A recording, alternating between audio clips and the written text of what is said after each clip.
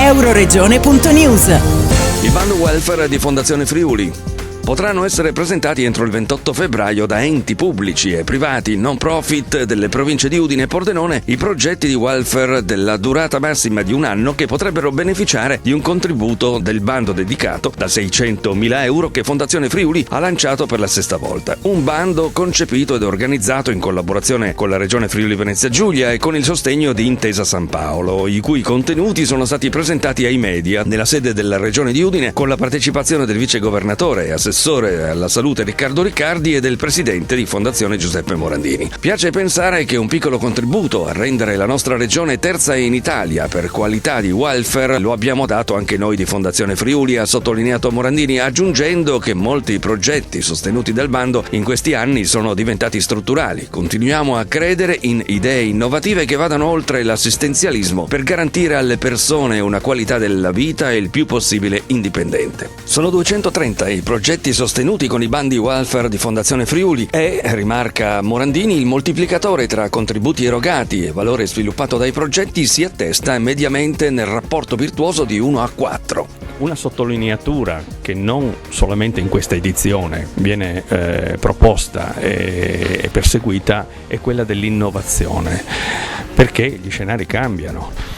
Ma sono due grandi sfide alle quali noi cerchiamo di rispondere. Da un lato è la sfida delle idee, perché è importante avere le idee che poi si trasformano in progetti, e poi dall'altra è proprio la vera e propria sfida dell'innovazione, perché è evidente che nell'evoluzione del disagio sociale e delle difficoltà che sta affrontando la nostra comunità c'è la necessità di intervenire su priorità sempre nuove. L'importante sono i tempi di risposta.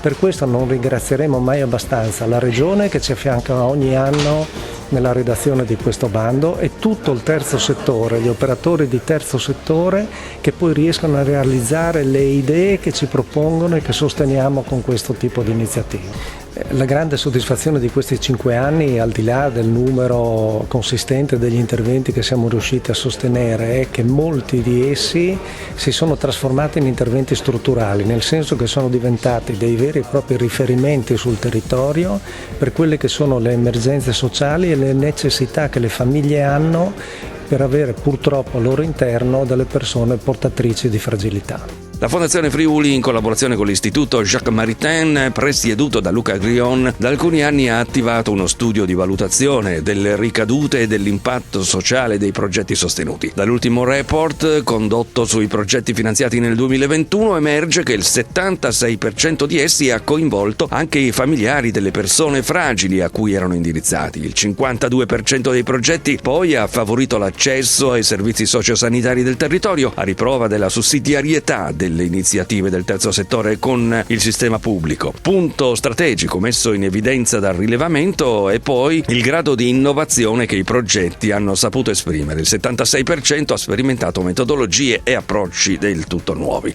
Tema anche al centro della riforma della legge sulla disabilità che da pochi mesi la Regione ha adottato è il superamento dell'assistenzialismo, il superamento della sua istituzionalizzazione e della pura logica prestazionale per rispondere in modo adeguato all'acuirsi dell'invecchiamento della popolazione e della fragilizzazione collettiva. L'assistenza tradizionale va ripensata e tarata su un sistema di welfare comunitario dove prevalgono partecipazione, collaborazione, dialogo, risposte condivise tendenti al recupero della cura, basata sull'unicità della persona e della sua intrinseca relazionalità. Il bando di Fondazione Friuli si pone l'obiettivo sussidiario e non sostitutivo degli enti preposti al welfare di favorire sperimentazioni fondate su strategie della salute comunitaria, possibilmente innovative. Il bando premierà iniziative nella cura delle persone anziane, di inclusione, servizi di prossimità e a sostegno di una vita indipendente e di autonomia abitativa, i servizi domiciliari, di integrazione sociale e reinserimento nel lavoro, progetti di prevenzione dell'isolamento e della solitudine, dei comportamenti a rischio per bambini e adolescenti, del welfare familiare fino alla riqualificazione dei luoghi di comunità per arginare il degrado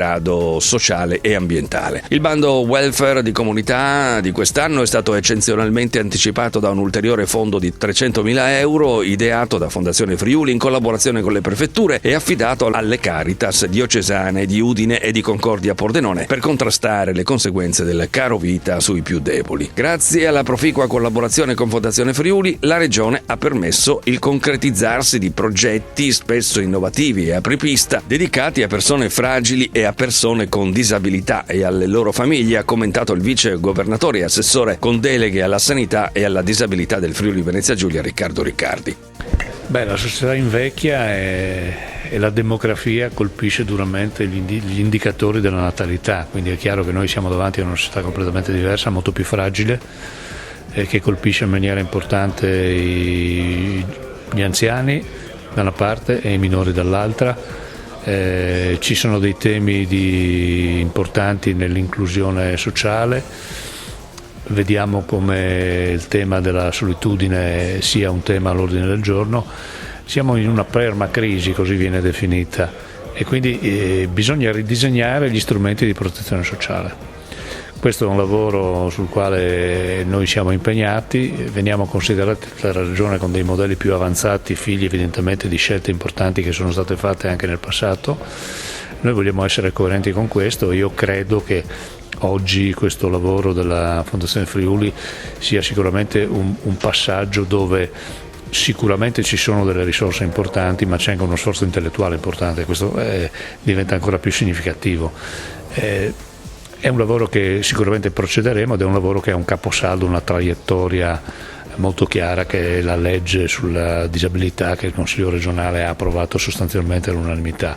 Lì dentro c'è il fenomeno della cronicità, significa delle difficoltà che le persone hanno e che li accompagneranno tutta la vita. A questo tipo di modello di società che vede questi fenomeni sempre più rilevanti, noi dobbiamo riuscire a dare una risposta. Siamo orgogliosi di essere anche quest'anno al fianco della Fondazione Friuli per contribuire alla crescita del territorio in termini non solo economici ma anche di solidarietà, inclusione e assistenza alle persone svantaggiate, ha dichiarato Francesca Nieddu, direttrice regionale Veneto Est e Friuli Venezia Giulia di Intesa San Paolo. Euroregione.news